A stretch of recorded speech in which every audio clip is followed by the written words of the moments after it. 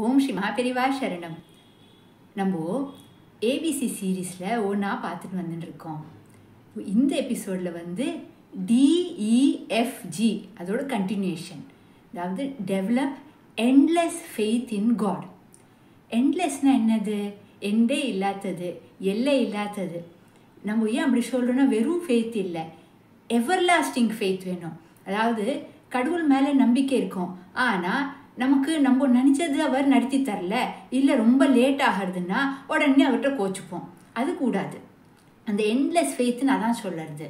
அதுக்கு best example வந்து, one of the best examples வந்து அபிராமி பட்டர். நமக்கு தெரியும் எப்படி அவர் வந்து அம்பாள் மேலே அவ்வளோ பக்தி அவருக்கு. அவரோட ஒரிஜினல் பேர் வந்து சுப்பிரமணிய ஐயர். அவர் வந்து இந்த திருக்கடையூருங்கிற இடத்துல வந்து அங்கே கோவிலில் அவர் பஞ்சாங்கம் படிக்கிறவராக இருந்தார். அம்பாள் மேலே அவ்வளோ பக்தி. அம்பாள் பித்தன்னே சொல்லலாம். அவர் சொல்லுறதெல்லாம் பலிக்கவும் செய்யும். அப்போது அவர் அம்பாள் மேலே அவ்வளோ பக்தி வச்சுட்டு இருப்பார். எப்போவுமே அம்பாள் மேலே தான் தியானம் பண்ணிட்டு இருப்பார். அந்த டைம் பார்த்து ஒரு நாள் என்ன ஆச்சு, சரபோஜி மன்னர் இருக்கார் இல்லையா, அன்னைக்கு பார்த்து தை அமாவாசை, பித்து தர்ப்பணெல்லாம் பண்ணி கடலில் ஸ்நானம் பண்ணிட்டு இங்கே அவரும் அபிராமி சந்நிதிக்கு வர. அப்போ வந்து எல்லாரும், இப்போ ராஜா வந்தானா எல்லாரும் என்ன பண்ணுவா, யார் வந்து ராஜா வேணா ராஜாவையே பார்த்துட்டு இருப்பா இல்லையா. ஆனால் நம்ம சுப்பிரமணிய ஐயர் மட்டும் அம்பாளோட தியானத்துலேயே அந்த ஸ்வரூபத்தில் அவரையே பார்த்துட்டே இருக்கார், அவ்வளோ ரசிச்சுட்டு இருக்கார். ஸோ ராஜா வந்தா என்ன, யார் வந்தா என்ன, அவருக்கு அந்த தியானம் எல்லாம் அம்மா மேலே தான் இருக்குது. பாக்கி எல்லாரும் ராஜாவை பார்க்குற, இவர் மட்டும் அம்பாள் மேலே தியானம். அப்போ இவருக்கே சந்தேகம், என்ன இதுன்னு விசாரிக்கிறார். இவனுக்கு என்ன, இஸ் யூ ஆல் ரைட்னுட்டு. அப்போ சிலவா எல்லாம் இல்லை அவர் பைத்தியம்னு சொல்கிறார். இதுக்கிடையில் நான் சொன்னேன் இல்லையா, அவர் சொல்கிறதெல்லாம் பலிக்கும்னு விட்டு. அப்போ சிலவாளுக்கு பொறாம வரும் அவர் மேலே. அப்போ என்ன, இதான் ஷாக்குன்னு ராஜா கிட்ட நன்னா போட்டு கொடுத்தா. அவன் வந்து சரியான பைத்தியம்னு. சிலவா இல்லை, அவன் வந்து ஊர்க்காலெல்லாம் ஏமாத்துறான்னு. ஆனால் சிலவா சொன்னா அவர் வந்து நல்லவர் தான், ஆனால் அம்பாள் மேலே அவ்வளோ பக்தி, அவருக்கு அவ்வளோ பைத்தியம், அது வேற ஒன்றும் இல்லைன்னு. அப்போ ராஜா என்ன பண்ணார், இவ ஒவ்வொருத்தர் ஒன்று சொல்கிறாளே, நம்மளே ட்ரை பண்ணி நம்மளே டெஸ்ட் பண்ணி பார்க்கலாம் அப்படின்னு விட்டு என்ன பண்ண போய் அங்கே வந்து அவர்கிட்ட கேட்குறார், இன்னைக்கு என்ன திதின்னு விட்ட, அன்னைக்கு தை அமாவாசை என்ன திதின்னு கேட்குறார். இவர் என்ன பண்ணிட்டு இருக்கார், அம்பாலே தானே பார்த்துட்டு இருக்கார். அந்த சொரூபத்தில் அவ்வளோ பிரகாசம். அப்போது வந்து இன்னைக்கு பௌர்ணமிங்கிறார். அப்போது ராஜாவுக்கு கன்ஃபார்ம் ஆயிடுத்து, ஆஹா இவா சொல்கிறது கரெக்டு தான் அப்படின்னு கிளம்பிட்டார். அவர் டிசைட் பண்ணிட்டு இவருக்கு பனிஷ்மெண்ட் கொடுக்கணும்னுட்டு. இது ஆச்சா. இதுக்கிடையில சுப்பிரமணிய ஐயர் வந்து அவரோட தியானம் முடிஞ்சாச்சு. அப்புறம் போதம் வருதுன்னே அவருக்கு, ஆஹா ராஜா நம்மள்கிட்ட வந்து கேட்டது வந்து என்ன தீதி, நம்ம இன்னைக்கு அமாவாசைன்னு விட்டு அமாவாசை சொல்லுறதுக்கு பதிலே பௌர்ணமின்னு சொல்லி வச்சுருக்கோமே கடவுளே அப்படின்னு விட்ட. அப்போ இங்கே என்ன ஆகிறது அவருக்கு, சுச்சோ இப்படி ஆயிடுத்தே என் மனம். இப்போ சிலுவா என்ன சொல்லுவா, அவருக்கு ராஜா வந்து இவர் இப்படி இருக்கிறதுனால பனிஷ்மெண்ட் கொடுத்தான்னு சொல்லுவா. சிலுவா சொல்வா, இல்லை சுப்பிரமணிய ஐயருக்கே தன் மேலே ஒரு மாதிரி இருந்தது, இப்படி பண்ணிட்டோமேன்னு விட்டு செல்ஃப் பனிஷ்மெண்ட் கொடுத்துட்டாருன்னு. அப்போ அம்மாட்ட கேட்குறாரு, அம்மா உங்களை தானம் பண்ணியிருந்தானே இப்படி ஆச்சு, என் மானத்தை காப்பாற்றுங்கோ அப்படின்னு விட்டு. ஏன்னா ராஜா சொல்கிறாராம், இந்த மாதிரி சாயந்தரத்துக்குள்ளே நிலா வரலன்னா என் பனிஷ்மெண்ட்டுன்னு விட்டு. அந்த காலத்தில் நிஜமாவே இந்த மாதிரி பனிஷ்மெண்ட் எல்லாம் உண்டு. ஸோ தெரியாது ராஜாவா கொடுத்தாரா இல்லை அவரா செல்ஃப் பனிஷ்மெண்ட்டா, சுப்பிரமணியரா செல்ஃப் பனிஷ்மெண்ட்டாக தெரியாது. ஆனால் என்ன பனிஷ்மெண்ட்னா, அந்த அரிக்கண்டம் உரிக்கண்டம்னு சொல்லுவா இல்லையா, உரி மாதிரி அங்கே வந்து கயிறு கட்டி வைப்பா, 100 கயிறு கட்டி இருக்கும் அங்கே. ஸோ இவர் அதுக்கு மேலே ஏறியாச்சு. ஏறி பாட ஆரம்பிச்சு விட்டார். ஒவ்வொன்றா அம்பாள் மேலே பாட்டு பாடின்னு இருக்கார். 1 ஆச்சு, 2 ஆச்சு, 3 ஆச்சு, 79 பாட்டு பாடுறார். இதில் என்னென்னாக்க ஒவ்வொரு பாட்டு பாடுறச்ச அது வந்து ஒவ்வொரு கயிறை கட் பண்ணுவா. 100 கயிறு இருக்கு இல்லையா, ஒவ்வொரு பாட்டு பாடுறச்சு ஒவ்வொரு கயிறை கட் பண்ணுவா. 1 2 3 4ன்னு ஸ்டெப் பை ஸ்டெப் அது வந்து கீழே இறங்கிட்டு வரும்.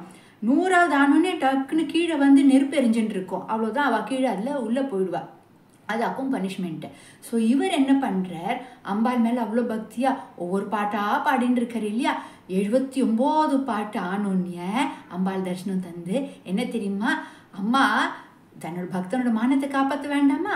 அப்போது தாட்டங்கம் இருக்கு இல்லையா, அம்மாவோட தாட்டங்கம் தோடு இருக்கு இல்லையா, அது அப்படி வீசுறா. அது அப்படி வானத்தில் போய் நிலாவாக மாறுறது, 3ஆக மாறுறது. அப்போ அது பௌர்ணமி ஆகிடுறது. அன்னைக்கு ராஜாவுக்கு தெரிய வருது. அவரும் வந்து மன்னிப்பு கேட்குறாரு இவர்கிட்ட. இவரா இன்னும் 79 பாட்டு பாடினாரா, கூட 21 பாட்டு பாடுறார். எல்லாமா சேர்ந்து தான் அது அபிராமி அந்தாதின்னு அந்த பாட்டு வருது. அதுக்கப்புறம் தான் இவர் பேர் அபிராமி பட்டர்னு வருது. இதில் என்ன சொல்ல வரேன்னாக்க, எண்ட்லெஸ் ஃபெய்த்துன்னு சொல்கிறோம் இல்லையா. இப்போ நம்ம இருந்தால் என்ன பண்ணியிருப்போம், ஃபஸ்ட்டே நம்ம என்ன நினச்சிப்போம், அம்மா நான் உங்கள் தியானத்தில் இருந்தேன், அந்த தியானத்துக்காக இந்த மாதிரி பனிஷ்மெண்ட் ராஜா இப்படி சொல்கிறாரே அப்படின்னு சொல்லுவோம். சரி அது விடுங்க. இல்லாட்டாலும் நம்ம ப்ரேயர் பண்ண தொடங்குறோம், பாட்டு பாட தொடங்குறோன்னே வச்சுங்கோ. ஒரு பாட்டு 2 பாட்டு, என்னடா இது அம்மா நம்மளோட மானத்தை காப்பாற்ற வரவே மாட்டேங்கிறா, 3 ஆச்சு 4 ஆச்சு 10 ஆச்சுன்னா நிறுத்துவோமா இல்லையா. இவர் அப்படி பண்ணல, பாடிண்டே இருக்கார். எல்லாம் அம்மா தான், அம்மா கிட்ட சரணாகதி, அம்மா பார்த்துப்பா. அப்படி கரெக்டாக எப்படி அம்பாள் காப்பாத்தினாலா இல்லையா. அதான் எண்ட்லெஸ் ஃபெய்த். இன்னொரு எக்ஸாம்பிள் சொன்னோம்னா சபரி. நமக்கு எல்லாருக்கும் தெரியும், ராமாயணத்தில் சபரி. அவர் டெய்லி ராமர் வருவர்னு காத்துட்டு இருப்பாங்க. அதாவது ரிஷி மத்தங்க இருக்கார் இல்லையா, அவர் சமாதி ஆகிறதுக்கு முன்னாடி சபரி கிட்ட சொல்லிட்டு போனார், இந்த மாதிரி ராமர் வருவர் ஒரு நாள் விட்டேன், என்னைக்குன்னு சொல்லலை, வருவர்னு விட்டேன்.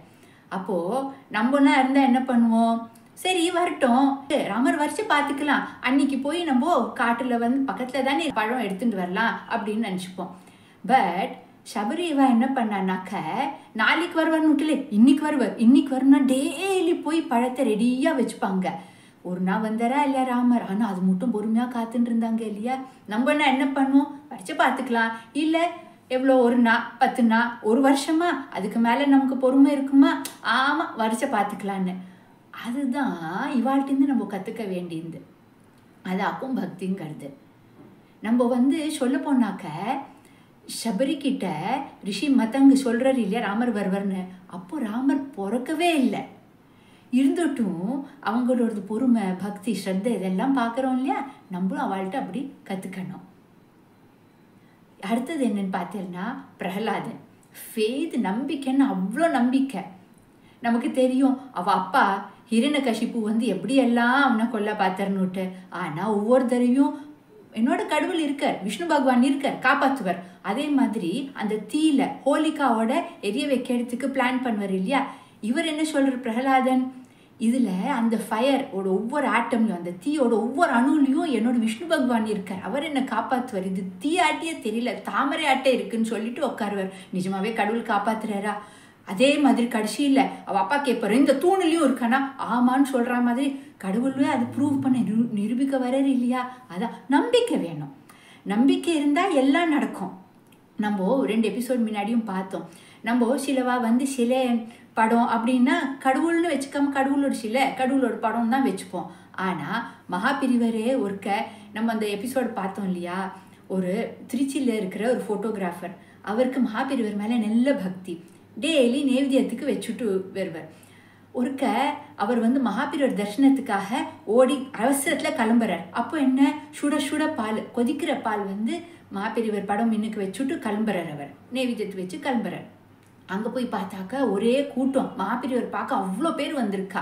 சரி இன்னைக்கு நம்மளால முடியாதுன்னு கிளம்பறிச்ச மகாபிரிவர் கூப்பிட்டு விடுறார். கூப்பிட்டுட்டு எப்படி இருக்கும் அவருக்கு, மகாபிரிவர் கூப்பிட்டு அவருக்கு தரிசனம் கொடுக்குறார். மகாபிரிவர் சொல்கிறார், என் வாய் பாத்தியா அப்படின்னு நாக்கை நீட்டிட்டு காமிக்கிறார். பாரு உதடுலையும் கொப்பளம் வந்துடுத்து, நீ இன்னைக்கு கொதிக்க பால் வச்சிருக்கே இல்லையாங்கிற இடத்துல சொல்கிறார் அவர். அப்போ தான் அவருக்கு புரியுறது அவருக்கு எப்படி இருக்கும். அச்சுச்சோ மகாபிரிவர். ஆனால் இதில் என்ன சொல்கிறாருன்னா, அன்போடு வச்சா, நம்பிக்கையோடு வச்சா அவர் நிஜமாவே அக்செப்ட் பண்ணுவார்னுட்டு. ஆனால் நம்ம கேர்ஃபுல்லாக இருக்கணும், என்ன வைக்கிறோம் எப்படி வைக்கிறோன்னு பார்க்கணும் இல்லையா நம்ம அப்படி. அதே மாதிரி இன்னொரு எக்ஸாம்பிள் இதே மாதிரி, இது ஆல் இண்டியா ரேடியோவில் ஒர்க் பண்ணின விஸ்வநாதன் ஐயர். அவரும் மகாபிரிவரோட நல்ல ஆர்டன் டிவோட்டி. அவருக்கு வெளியூருக்கு போக வேண்டி வந்தது. அப்போது பூஜா அறையில், பூஜா ரூமில் போயிட்டு மகாபிரிவர் படம் நின்றுண்டு அவர் சொல்கிறார், பெரியவா நான் ஊருக்கு கிளம்பி போயிட்டு வரேன், ஆனால் இப்போல்லாம் இந்த ஊரில் திருட்டு பயம் ரொம்ப ஜாஸ்தியாகிருக்கு, ரொம்ப அதிகமாக ஆயிருக்கு, நீங்கள் தான் பார்த்துக்கணும் அப்படின்னு வேண்டின்னு கிளம்புறார். நிஜமாக என்ன ஆச்சு, அங்கே திருடர்கள் வந்தார். ஆனால் அங்கே செதறி போய் எல்லாம் கலைவரும். ஆனால் வீடு பார்க்குறாவா, என்னென்னா பூட்டு உடஞ்சிருக்கு, உள்ள எல்லாம் இங்கேயும் அங்கேயும் நெஹஸ் பண்ணி வச்சிருக்கா. ஆனால் ஒன்றான திருடலை. இவருக்கு புரியல, இவ்வளோ கலைவரம் இருக்கு, இங்கேயும் அங்கேயும் ஆயிருக்கு, செதறி போயிருக்கு சாமானம், பட் ஆனால் ஒன்றும் திருடலையே, என்ன விஷயம் புரியல. ஆனால் குடி சீக்கிரம் திருடன் பிடிபட்டான். பார்த்தாக்க அங்கே போலீஸ் ஸ்டேஷனில் விசாரணை பண்ணுவா இல்லையா, அவள் கேட்குறா, இப்படி அக்கம் பண்ணியிருக்க, ஏன் எல்லாம் இங்கேயும் அங்கேயும் ஆக்கியிருக்க, ஆனால் ஒன்றும் திருடலையே, என்ன விஷயம்னு விட்டு அப்போ கேட்கறச்ச அந்த திருடன் சொல்கிறான், ஆமாம் நீங்கள் சொல்லுறது வாஸ்தவம் தான், நாங்கள் கொள்ளை அடிக்கணும்னா தான் போனோம், அதனால தான் பூட்டு உடைச்சோம், நகை எங்கே இருக்குன்னு பார்த்துன்னு இங்கே வரைச்ச பார்த்தா அங்கே வந்து ஒரு கழவர், வயசான கழவர் வந்தார். தடியும் கையுமா வந்து போங்கடா போங்கடான்னுட்டு எங்களை விரட்டுறார். பயந்து போய் அங்கேருந்து நடுங்கிட்டு வெளில வந்துவிட்டோம். அவரை பார்த்தாலே அவ்வளோ பயம். அதனால தான் ஒன்றும் திருடாமல் நாங்கள் அப்படியே பயந்துட்டே ஓடி வந்துட்டோன்னு. இது கேட்கறதுக்கு விஸ்வநாத ஐயருக்கு அப்படியே மகிழ்ச்சி கண் கலங்கிறது. அவர் மாப்பெரியவர்கிட்ட நினச்சிக்கிறார், அப்பா அந்த திருடனுக்கு இந்த மாதிரி தரிசனம் கொடுத்துருக்கேலே, எங்களுக்கு அந்த பாக்கியம் இல்லையான்னு அவர் நினச்சிட்டு இருக்கார் மனசில். அது இதில் என்ன இருக்குது அர்த்தம்னாக்கா, இப்போது டிவோட்டிஸ் இருக்கா இல்லையா, பக்த ஜனங்கள் அவள் கரெக்டான வழியில் தான் போயின்னு இருப்பா. ஆனால் இந்த திருடுறவா தப்பு வழியில் போகிறவா அவளையும் திருத்த வேண்டாமா, அதானே கடவுளோட அவரோட டியூட்டின்னு ஆகும் இல்லையா, அதனால தான் இவ எல்லாரையும் திருத்தறா. அதே மாதிரி இதில் இன்னொரு சின்ன இன்சிடென்ட்னு சொல்கிறேன்னா, இது எப்படின்னா, திருச்செந்தூர் முருகர் பக்தர் இருப்பார். அவருக்கு சொந்த கடை, ஒரு ஃபார்மசி கடை, மருந்து கடை வச்சுட்டு இருந்தார். அவர் டெய்லி வந்து அந்த மருந்து கடையிலேயே முருகரோட படம் இருக்கும், அதை டெய்லி சுத்தம் பண்ணுவார், அப்புறம் தூபம் ஏற்றி வைப்பார், இதெல்லாம் பண்ணுவார். அவர் புள்ள அவுத்தம், அவனும் படிப்பெல்லாம் முடிச்சுட்டு அப்பா கூட அந்த கடையில் இருப்பான். அவனுக்கு அண்ணா கடவுள் நம்பிக்கை கிடையாது. அவள் அப்பா வந்து வாதாடவும் இல்லை, விவாதமும் பண்ணல, ஆர்கியூ பண்ணல அவர். அப்போது ஆனால் ரொம்ப நல்ல பையன். இப்போது அவர் காலம் போயின்னு இருக்கு, அப்பாவுக்கும் வயசாயிடுச்சு, அவருக்கு தெரிஞ்சாச்சு இன்னும் கொஞ்சம் நாள் தான் இருக்க போகிறோன்னு. அப்போது வந்து பிள்ளைய கூப்பிட்டு அவர் சொல்கிறார், பா எனக்கு தெரியும் நீ வந்து ரொம்ப நல்லவும் உழைப்பாளி, ஹார்ட் ஒர்க் பண்ணுவ, அப்புறம் இருக்க சுவாவம், அதே மாதிரி நீ வந்து நேர்மையானவும், ஆனால் நான் ஒன்றே ஒன்று கேட்பேன், அது எனக்காக செஞ்சு தருவியா அப்படின்னு, பண்ணுவியான்னு விட்டு. கண்டிப்பாக பண்ணுவேன்ப்பா, சொல்லுங்கப்பான்னு.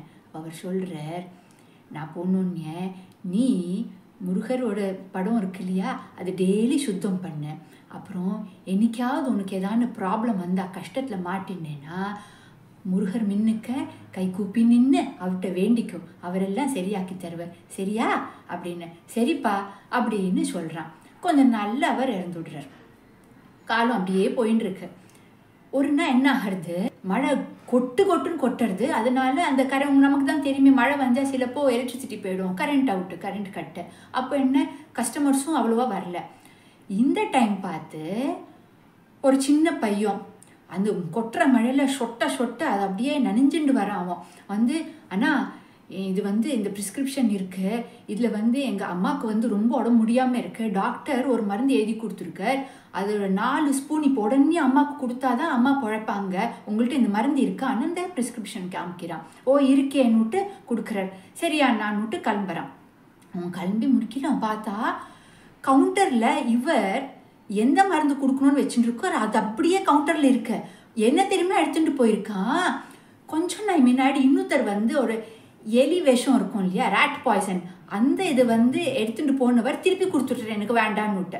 இப்போ இவர் என்ன பண்ணியிருக்க, கரண்ட் வந்தோடனே அந்த இடத்துல வச்சுடலாம், இங்கேயும் அங்கேயுமா மாற்றி வைக்க வேண்டாம், கரண்ட் வந்தோடனே கரெக்ட் இடத்துல வைக்கலான்னு அந்த எலி விஷம் இருக்கு இல்லையா, அது அப்படியே கவுண்டரில் வச்சுருக்கார். இப்போ வந்தானே அவன் அம்மாவுக்கு உடம்பு சரியாலன்னு ஒரு பையன், அவன் என்ன பண்ணியிருக்கான், தப்பி தவறி இந்த எலி மருந்து எடுத்துகிட்டு போயிருக்கான். இவருக்கா வேர்த்து கொட்டுது, விறுவிறுப்பாக இருக்குது. அவர் வாயிலேருந்து வருது, கடவுளேன்னு வருது. அப்பா சொன்னது நினைவு வருது. முருகர் படம் மின்னுக்க கை குப்பி நிற்கிறார். கடவுளே, அப்பா எனக்கு எப்போ உங்களை பற்றி சொல்வார், நான் இப்போ ஒன்று வேண்டிக்கிறேன், நீங்கள் உண்மையாகவே இருக்கேன்னாக்க எனக்கு நான் வேண்டிக்கிறது அப்படியே நீங்கள் நடத்தி தாங்கோ ப்ளீஸ். ஏன்னா இந்த கெட்ட நிகழ்வு தடுத்துடுங்கோ. இந்த மாதிரி ஒரு பையன் அப்பாவையே அவனுக்கு தெரியாமல் அவன் அம்மாவுக்கு வந்து அந்த விஷத்தை கொடுத்து அவன் அம்மா இறந்து போக வேண்டாம், அப்பா காப்பாற்றுங்கோ அப்படின்னு மனசுருகி நொந்து வேண்டிக்கிறார் அவர். முடிக்கல, அங்கேருந்து ஒரு குரல் வருது, அண்ணா அப்படின்னு பார்த்தா அந்த பையன் வரான். என்ன ஆச்சுன்னு சொன்னால், இந்த மாதிரி மழை பெஞ்சிருக்க, ஷேரில் வழுக்கி விழுந்து அந்த பாட்டில் உடஞ்சி போயிடுத்தண்ணா, வேற கொடுக்குறெல்லாம் மருந்துன்னு. அப்பா இவருக்கு அவ்வளோ நிம்மதி கொடுத்து அனுப்பிச்சார். அங்கே இவருக்கும் சந்தோஷம், அங்கே முருகர் வந்து படத்தில் சிரிச்சுட்டு இருக்கார் இல்லையா, திருச்செந்தூர் முருகர். அதுதான் இப்போ கடவுள் என்ன பண்ணுவார், நல்ல ஆளுக்கும் சரியான வழியில், நம்ம தப்பான வழியில் போனாலும் நம்மக்கிட்ட அந்த மனசு இருக்குன்னாக்க நேர் வழியில் கொண்டு வருவார். அதான் கடவுள் நமக்கு. நம்ம கண்ணதாசர் பாடுவார் இல்லையா, தெய்வம் என்றால் அது தெய்வம், சிலை என்றால் வெறும் சிலைதான், உண்டென்றால் அது உண்டு, இல்லை என்றால் அது இல்லை. நம்ம நினச்சிக்கணும், அது சிலை நினச்சுன்னா சிலையாக தான் இருக்கும், படம் நினச்சுன்னா படமாக தான் இருக்கும், உண்மையாக கடவுள் நினச்சுட்டா கடவுளாக தான் இருக்கும். ஆக்சுவலி சொல்ல போனால் கடவுள் நம்ம எல்லாருக்கும் அனுகிரகம் பண்ணுற, நமக்கு அது எடுத்துக்க தெரியணும், அனுபவிக்க தெரியணும். இப்போ சன்ஷைன் ஆட்ட சூரியன், நமக்கு எல்லாருக்கும் சூரிய பிரகாசம் கிடைக்கிறது இல்லை, வெளிச்சம் எல்லாருக்கும் கிடைக்கிறது இல்லையா. ஆனால் நம்ம ரூம்குள்ளே போய் கர்ட்டனை இழுத்தி அதெல்லாம் கர்ட்டனை ட்ராப் பண்ணி நம்ம கதவை மூடி வச்சுட்டு இருட்டில் இருந்தால் சூரிய பகவான் என்ன பண்ணுவார்? அப்படிதான் கடவுள் எல்லாருக்கும் வாரி வாரி கொடுக்குறார். ஆனால் நமக்கு இல்லை, கடவுள் இல்லைன்னு நம்மளோட மனசையை பூட்டி வச்சுட்டு அப்புறம் நமக்கு எப்படி வரும் அனுகிரகம்? அதுதான் நம்ம புரிஞ்சுக்க வேண்டியது. அதே மாதிரி வயலின் இருக்கு இல்லையா, வயலின் இருக்கும், வீணை இருக்கும், எனி மியூசிக்கல் இன்ஸ்ட்ருமெண்ட் வாசிச்சா தானே பாட்டே வரும். அதுக்குள்ள பாட்டு இருக்கு, பட் நம்ம வாசிக்கணும். நம்ம கடவுள் அனுகிரகத்தை அனுபவிக்கணும்னா நம்பிக்கை இருந்தால் அனுபவிப்போம். இந்த நம்பிக்கை இல்லாதவ என்ன தெரியுமா சொல்லுவா, கடவுள் எங்கேயும் இல்லை, காட் இஸ் நோவேர்னும். அந்த நோவேர்லேயே பாருங்கோ, கடவுள் இஸ் நவ் ஹியர். நோவேர்லேயே பார்த்தா now here, God is now here, எல்லா இடத்துலையும் இருக்கார். நம்ம நம்பணும். அதில் இன்னொரு ஒரு இன்சிடென்ட்டும் இருக்கும். இதே மாதிரி நாரதர் உங்களுக்கு தெரியும் இல்லையா, வைகுண்டத்துக்கும் போயிட்டு வருவார், பூலோகத்துலேயும் அப்போ சஞ்சாரம் பண்ணுவார். அப்போ இங்கே நம்ம பூமியில் வரைச்ச ஒரு பண்டிதரை பார்க்குறார். ரிலீஜியஸ் ஸ்கிரிப்சர்ஸ் எல்லாம் படித்தவர், பூஜை அனுஷ்டானம் இதெல்லாம் பண்ணிட்டு இருப்பார் அவர். அப்போ அவர் நாரதரை பார்த்து கும்பிட்டுட்டு, நீங்கள் வைகுண்டத்துலேருந்து வரையலா, நாராயணர் எப்படி இருக்கார், பெருமாள் எப்படி இருக்கார், எனக்காக நீங்கள் திரும்ப அங்கே தானே போயின்னு இருப்பேன், எனக்காக ஒன்று கேட்குறேல்லா கடவுள்கிட்ட, சொல்லுங்க, நான் எனக்கு எப்போ முக்தி கிடைக்கும், எப்போ மோட்சம் கிடைக்கும் அப்படின்னு கேட்டுட்டு வாங்கலேன்னு. சரின்னு சொல்கிறார். கொஞ்சம் தூரத்தில் ஷெர்ப்பு தைக்கிறவர் காப்லர் அவரும் இருக்கார். அவரும் நாராயண பக்தர், நாராயண சொல்வார். மற்றவர் பிராமணரா புக்ஸ் எல்லாம் படிப்பார், ரிலீஜியஸ் புக்ஸ் எல்லாம். இவருக்கு புக்ஸ் படிக்க தெரியாது, ஆனால் நாராயணா ராம இப்படியே சொல்லிட்டு இருப்பார். அவரும் நாரதரை கும்பிட்டுட்டு கேட்குறேன், நீங்கள் வைகுண்டத்துக்கு போயிட்டு வரலா, எனக்காக ஒன்று கேளுங்கோலே, விஷ்ணு பகவானை கேளுங்கோலே, எனக்கு எப்போ மோட்சம் கிடைக்கும். சரின்னு சொல்கிறார். அந்த மாதிரி நாரதர் வைகுண்டத்துக்கு போகிறார். அப்போ பெருமாள்கிட்ட கேட்குறார் அவர், இந்த மாதிரி 2 பேர் சொல்லியிருக்கா, ஒரு பிராமணர், ஒருத்தர் செருப்பு தைக்கிறவர், 2 பேருக்கும் தெரிஞ்சுக்கணுமா அவளுக்கு எப்போ மோட்சம் கிடைக்கும்னு. அப்போ பெருமாள் சொல்கிறார், அந்த செருப்பு தைக்கிறவன் இருக்கான் இல்லையா, இந்த பிறவியே அவனுக்கு கடைசி ஜென்மம் தான், அடுத்தது நேரம் என்கிட்ட தான் வருவோம். அப்போ அந்த பிராமணர், அவனை பற்றி எனக்கு தெரியாது, எவ்வளோ ஜென்மம் எடுக்க போகிறான்னு எனக்கு தெரியாது.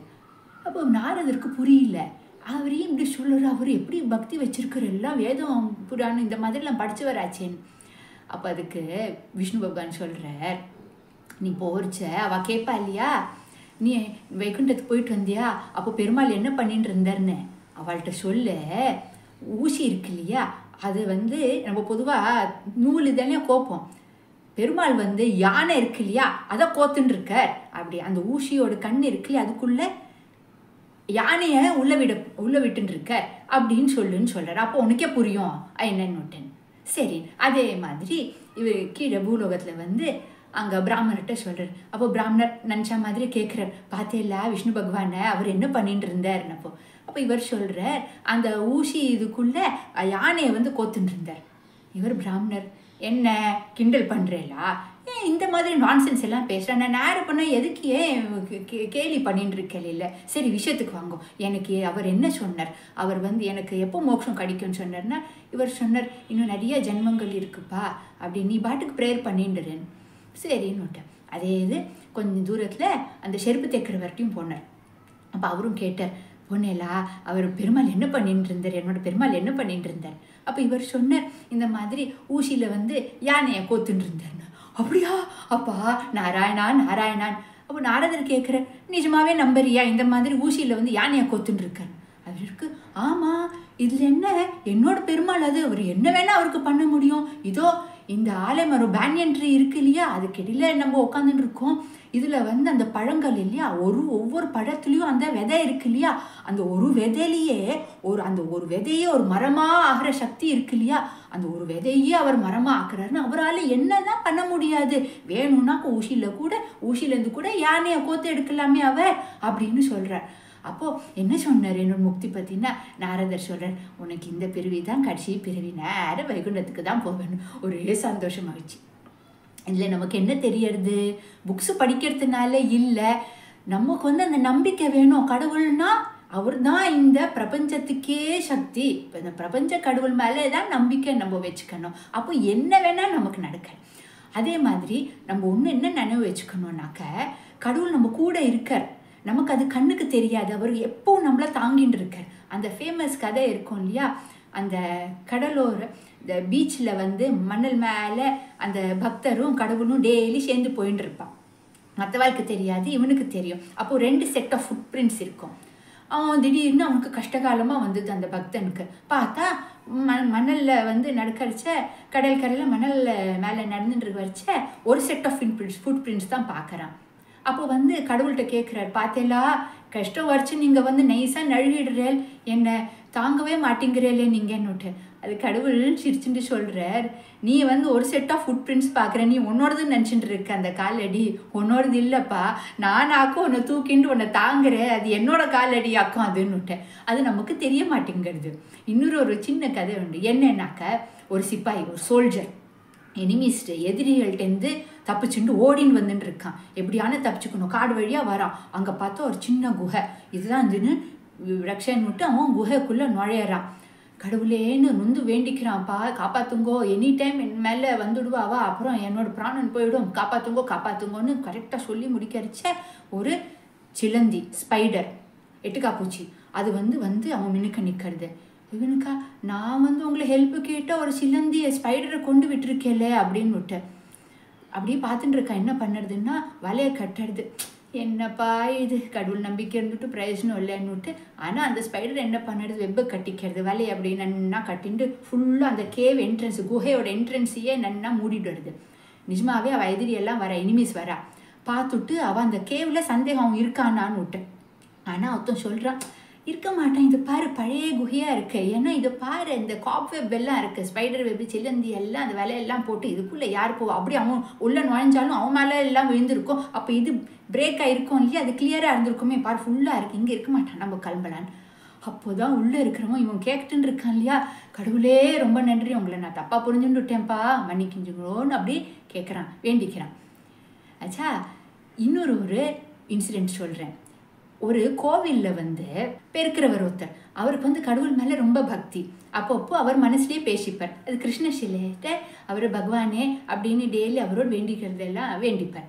ஒருக்க அவருக்கு மனசில் தோணித்து, கிருஷ்ணர் வந்து இப்படி புல்லாங்குழல் அதை வச்சு ஃப்ளூட் வச்சு நின்றுட்டே இருக்கார், கால் வலிக்காதான்னு விட்டு. அப்போ அந்த பக்தி இன்னோசென்ட் பக்தி போய் கிருஷ்ணர்கிட்ட சொல்கிறார், அப்பா daily day in and day out நீங்கள் நின்றுட்டே இருக்கலே, ஒரு நாள் ரெஸ்ட் எடுத்துங்கொள்ளேன்னுட்டு. சரி, இப்போது பக்தர் வந்து இவ்வளோ அன்பாக கேட்குறாரே, சரி ஓகே நான் ஒரு நாள் ரெஸ்ட் எடுத்துக்கிறேன், நீ என்னோட இடத்துல வந்து நின்றுக்கோ, ஆனால் ஒரே ஒரு கண்டிஷன், பேசவே கூடாது. நான் எப்படி நின்றுட்டு சிரிச்சுண்டு எல்லாருக்கும் அனுகிரகம் பண்ணுறேனோ அதே மாதிரி நீயும் சிரிச்சுட்டு இருக்கணும், பேசவே கூடாது, சரியா, வாய் திறக்கக்கூடாது, இப்படியே நின்று இருக்கணும். சரி, நோ ப்ராப்ளம். சரி, அதே மாதிரி அடுத்த நான் வந்து இவர் வந்து பொசிஷன் மாற்றின்னு விட்டார். அவர் வந்து யார், அந்த ஸ்வீப்பர் பெருக்கிறவர் வந்து சிலையாட்ட நின்றுருக்கார். ஒருத்தராக வந்துட்டு இருக்கா. ஃபஸ்ட்டு வந்தவர் என்னன்னாக்கா ஒரு வெல்தி பிஸ்னஸ் மேன், வியாபாரம் பண்ணுறவர். அவர் வந்து நிறைய பணம் உள்ளவர். அவர் என்ன பண்ணுறார், சுவாமி மின்னுக்க கொஞ்சம் பணம் வச்சுட்டு வேண்டிக்கிறார், அப்பா என் பிஸ்னஸ் நன்னா ஆகணும், நான் ப்ராஸ்பரஸாக இருக்கணும் அப்படின்னு விட்டார். சரி வேண்டின்ட்டு கிளம்புறார். கிளம்படிச்சு என்ன ஆகிறது, அவருக்கு தெரியாமே அவரோட பர்ஸ் இருக்கு இல்லையா, வாலெட் வந்து கீழே விழுது, அதில் நிறையா பணம் இருக்குது, அது கீழே விழுது. யார், இந்த சிலையில் இருக்கிற ஸ்வீப்பர் இருக்கிற பெருக்கிறவர், அவருக்கு சொல்லணும்னு வாய் வருது, எடுத்துகிட்டு போப்பான்னு, ஆனால் பேசக்கூடாது, சிரிச்சுட்டே இருக்கார். கொஞ்ச நாளில் வந்து ஒரு ஏழை பக்தர் அவர் வர, ஒரே ஒரு ரூபா அது உண்டியில் போடுறார். கிருஷ்ணர்கிட்ட சொல்கிறார், என்கிட்ட இருக்கிறதே இந்த ஒரு ரூபா தான் மிச்சம் வந்தது, நான் போடுறேன், உங்களுக்கு தெரியும்ப்பா என் ஃபேமிலி வந்து ரொம்ப கஷ்டப்பட்டுன்னு இருக்கா, சாப்பிட்றதுக்கு கூட இல்லை எங்களுக்கு, ஆனால் உங்களுக்கு தெரியும், நீங்கள் எல்லாம் எங்களுக்கு பண்ணி தருவேன். எப்போவுமே உங்கள் சுசுஷையும் சரி, அப்புறம் சமாஜ் சேவை, லோகத்துக்கு சேவை பண்ணுறதுக்கு இதுக்கு மனசு கொடுங்கோ, இதுக்கு எப்படியாவது எங்களுக்கு பண்ணித்தருங்க. எப்போவுமே உங்களுக்கு நான் சேவை பண்ணிட்டு இருக்கணும், ஆளுகளுக்கும் ஹெல்ப்ஃபுல்லாக இருக்கணும். எங்களுக்கு கஷ்டமாக இருக்குது, எங்கள் கஷ்டகாலம், ஆனால் நீங்கள் தான் நிவர்த்தி பண்ணி தரணும், உங்களுக்கே வழி தெரியும் அப்படின்னு வந்து வேண்டிக்கிறேன். கண்ணு திறக்கிறார். அவருக்கு வந்து அந்த பிஸ்னஸ் மேன் கையிலேருந்து அந்த பர்ஸு விழுந்திருந்தது இல்லையா, அது இவர் கண்ணுக்கு படுறது. பார்த்தாக்க பணம் நிறையா இருக்கு. அப்போ அவர் என்ன நினச்சிட்டு இருக்கார், கடவுள் வந்து அவருக்கு கொடுத்துருக்காருன்னு ரொம்ப நன்றின்னு சொல்லிட்டு அதை எடுத்துகிட்டு போகிறார். இவருக்கு வந்து சொல்லணும், யார் அந்த சிலையில் இருக்கிற அந்த பெருக்கிறவர், அவர் வந்து சொல்லணும்னு பார்க்குறது எடுக்காது. அந்த பிஸ்னஸ் மேனோடனா சொல்ல முடியாது, பேசாமல் இருக்கேன். சரி, அடுத்தது யார் வர்றாருன்னா சேலர். இந்த கடலில் கப்பலில் போவா இல்லையா, அந்த மாதிரி ஒரு சேலர் வர. அவனும் வேண்டிக்கிறான், கடவுளே நான் வந்து நீண்ட பயணத்துக்கு போயின்னு இருக்கேன், I am going on a long trip, காப்பாற்றுங்கப்பா அப்படின்னுட்டு. சரி, எல்லாம் நல்லபடியாக நடக்கணும்னு வேண்டின்னு இருக்கார். இந்த டைம் பார்த்து அந்த பிஸ்னஸ் மேன் திரும்ப போலீஸோடு வர்றார். என்னன்னாக்க இங்கேருந்து யாரோ திருடி இருக்கார். அவர் தான் கேர்லெஸ்ஸாக இருக்காருன்னு அவருக்கு தெரியாது. இங்கேருந்து யாரோ திருடின்னு இருக்கான்னு பார்த்தா அந்த டைம் பார்த்தா அந்த சேலர் சில மின்னுக்கு நிற்கிறார். பார்த்தா அவர்கிட்ட வந்து பணம் இருக்குது. இவரோட பணம் இல்லாது, அவராக உழைச்சி சம்பாதிச்சுட்டு இப்போ அந்த பயணத்துக்காக வச்சுட்டு இருக்கிற பணம். ஆனால் இவர் நினச்சிட்டு இருக்கிற இவன் தான் திருடி இருக்கான்னுட்டு போலீஸ்காரர்கிட்ட சொல்கிறார். இதை பாரு, இவன் தான் பார்த்து இவ்வளோ பணம் வச்சுட்டு இருக்கான். அந்த சேலர் பார்க்குறா, இல்லைப்பா நான் ஒன்றும் இல்லைன்னு கிருஷ்ணர் பார்த்துட்டு இருக்கிறாப்பா, உங்கள் மின்னுக்கு இப்படி வா என் மேலே படாப்பழி போடுறாலே, காப்பாற்றுங்கோன்னு சொல்லிட்டு இருக்கா. ஆனால் இவர் கேட்கல. இந்த சிலையில் இருக்கிறவருக்கு அப்படி சொல்லணும்னு தோணுறது, இது இவன் இல்லைப்பா, இன்னும் தனாக்கும் எடுத்துகிட்டு போகிறான், இவனை விட்டு விடுன்னு விட்டா. ஆனால் கிருஷ்ணர் அங்கேருந்து காமிக்கிறார், சொல்லக்கூடாது, ஒன்றும் பேசக்கூடாது. சரி, நீ ரொம்ப மனசுக்கு வருத்தம், கடவுள் மேலே நம்பிக்கை இருக்கிற வாழ்க்கிட்ட இப்படி எல்லாம் நடக்கிறதேன்னு விட்டு.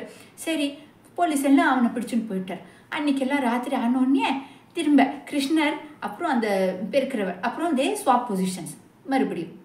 அப்போ வந்து இன்னைக்கு எப்படி இருந்ததுன்னுட்டு அப்போ இவர் சொல்கிறாரு, எல்லாம் சரிதான், ஆனால் அந்த உங்களுக்கே தெரியும், அந்த சேலர் வந்து கடல் போகிறதுக்கு முன்னாடி உங்ககிட்ட வேண்டிக்கிறதுக்கு வந்தான், அப்படிக்கு அவனுக்கு இப்படி போய் ஆயிடுத்தே.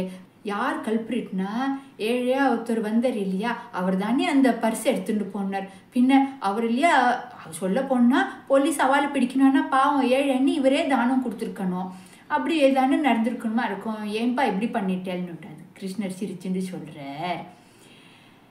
விஷயம் என்னன்னாக்க, அந்த வெல்தி பிஸ்னஸ் பண்ணியிருக்கான் இல்லையா, எனக்கு காணிக்கையாக கொடுத்த பணம் வந்து உழைச்சி சம்பாதிச்சது இல்லை, ஆள்களை கொள்ளை அடிச்சுட்டு ஆள்களை ஏமாற்றி அந்த மாதிரி பணமாக்கும் எனக்கு கொடுக்குறான். அது மட்டும் இல்லை, அவன் கோடி கோடியாக சம்பாதிச்சுட்டு 10 ரூபா 20 ரூபா போடுறதா இது நியாயமா? அதை விடு, இப்போது ஏழையாக வந்தான் இல்லையா ஒருத்தன், அவனா என்கிட்ட ஒன்றும் கேட்கல, அவன்கிட்ட இருக்கிற 1 ரூபா கூட உண்டியில் தான் போட்டுவிட்டு எனக்கு என் பிஸ்னஸ் நன்னாகும் என்ன பணக்காரனாக்குன்னு இல்லை கேட்டது. நான் உங்கள் இந்த கடவுள் சுசுஷிலேயே இருக்கணும், என்னை நீங்களே என்னை காப்பாற்றுங்க, உங்களுக்கு எல்லாம் தெரியும், காப்பாற்றுங்கன்னு சொல்லிட்டு என் மேலே சரணாகதி அவன் பண்ணினதுனால அதனால அவன்கிட்ட அதை காமிச்சு கொடுத்தேன்னா. அப்போ அவனுக்கு அது பணம் தேவை, அவனுக்கு சாப்பிட்றதுக்கு கூட இல்லை வீட்டில். ஆச்சா, 3வது அந்த சேலர் வந்தான் இல்லையா, அவனுக்கு இன்னைக்கு அவன் கடலில் போயிருந்தாக்க அந்த வெதர் சரியில்லை, அவனுக்கு உடம்பு முடியாமல் அவன் உயிருக்கே ஆபத்தாக இருந்திருக்கும். இந்த ஒரு நாள் அவன் கடலில் போகாமல் இருந்தால் தான் நல்லது. அப்போ அவனுக்கு போலீஸ் ஸ்டேஷனில் ஒரு நாள் இருந்தால் அவன் உயிருக்கு ஆபத்து இல்லை. நாளைக்கு கிடச்சிடும், இன்றைக்கி சண்டே இல்லையா, நாளைக்கு போய் அவனுக்கு எல்லாம் கிளியர் ஆகிடும் ரெக்கார்ட்ஸ். ஏன்னா பேங்க் ஸ்டேட்மெண்ட் இருக்கும், அதை பார்த்தாலே அவளுக்கு தெரிஞ்சிடும் இது இவன் சொந்தமாக இது உழைச்சி சம்பாதிச்ச பணமாக்கும். அப்போ அவனை விட்டுடுவா. அதே இடத்துல அந்த பணக்காரத்துக்கு இந்த பணம் போனதுல அவனுக்கு ஒன்றும் ஆகிட போகிறது இல்லை. ஆனால் அவன் ஒரு ஏழை, அவனோட பணம் ஒரு ஏழைக்கு போயிருக்கு இல்லையா, அந்த புண்ணியமும் அவன் வரும். அவன் அந்த புண்ணியம் பண்ணிவிட்டு அவன் பாவம் கொஞ்சமான கரைஞ்சு போகட்டும், கர்மம் கொஞ்சமான கரைஞ்சு போகட்டும்னாக்கோ அப்படி பண்ணேன். ஸோ எல்லாருக்கும் நல்லதுக்கு அவங்க பண்ணியிருக்கேன். பொதுவாக மக்களுக்கெல்லாம் கடவுளோட பிளான்ஸ் எல்லாம் புரியாது. இதை கேட்டோன்னே, ஓஹோ கடவுளை என்னை மன்னிச்சுடுங்கப்பா, உங்களை தப்பாக எடுத்துட்டேன்னு சொல்கிறார். நம்ம எல்லாரும் வாழ்க்கையில் அப்படி தான் பண்ணுவோம். நம்ம என்னமோ நினச்சிப்போம், ஆனால் நம்பிக்கை இருந்தால் கடவுள் வந்து எல்லாம் நடத்தி தருவார். அந்த மான் கதையும் நம்ம கேட்டிருக்கோம் இல்லையா, கர்ப்பிணி மான் அந்த ஆறுலேருந்து ஜலம் சாப்பிட வந்திருக்கு. ஒரு பக்கம் புளியை பார்க்கறது, இன்னொரு பக்கம் வேட்டைக்காரன் ஹண்டர், இன்னும் அங்கே பார்த்தாக்க காட்டு தீ. கடவுளே இப்போ என்ன நடக்க போகிறது, என்ன கர்ப்பிணி எனி டைம் குழந்தை பிறக்க போகிறது, என்ன ஆச்சு, சரணாகதி. அப்போ கடவுளாக என்ன பண்ணார், நல்ல மின்னல் வந்தது, மழை பெய்ய மின்னல் வந்துட்டு வேட்டைக்காரன் மேலே இடிச்சது இல்லையா? அப்போ ஹி லாஸ்ட் ஹிஸ் சேம். அது நேரம் டைகருக்கு மேலே விழுந்தது. அப்போ டைகர் அவன் மேலே கோவத்தில் அவன் மேலே பாஞ்சது, அவன் போனான். அதுக்கப்புறம் மழை வந்துட்டு காட்டுத்தீ எல்லாம் எக்ஸ்டிங்விஷ் ஆச்சு, எல்லாம் சரியாச்சு, நல்ல பிரசவம், நல்ல குழந்தையா பிறந்தது. இதுதான் கடவுள். ஒன்று மட்டும் நம்ம நினைவு வச்சுட்டா போகிறோம், God loves us, so he will solve our problems. அதுலேயே பாருங்களே, லவ்ஸுக்கு அந்த LOVES அதையே மாற்றி லெட்டர்ஸ் எல்லாம் மாற்றி போடுங்கோ, சால்வ்னு வந்துவிடும். So God loves us, so he will definitely solve our problems. ஆனால் நம்ம எப்போவுமே எண்ட்லெஸ் ஃபெய்த் வச்சுக்கணும். நல்லது நடந்தால் தான் கடவுள் மேலே நம்பிக்கைன்னு இல்லை. It should be part and parcel of our life. Prayer is not a spare wheel, that is the steering wheel. If you pray to God only when you are in trouble, then you are in trouble. எப்பவும் கடவுளை நினச்சிட்டு இருக்கணும், especially கார்த்தால் எழுந்தோடனையும் ராத்திரி படுத்துக்கிறதுக்கு முன்னாடி. Prayer should be the key of the day and the lock of the night. We must look back and thank God, and we must look forward and trust God. ஓகேவோட நம்ம இந்த episode முடிக்கலாம். மீண்டும் அடுத்த வாரம் சந்திக்கலாம். அதுவரை ஓம் ஸ்ரீ மகாபெரிவா சரணம்.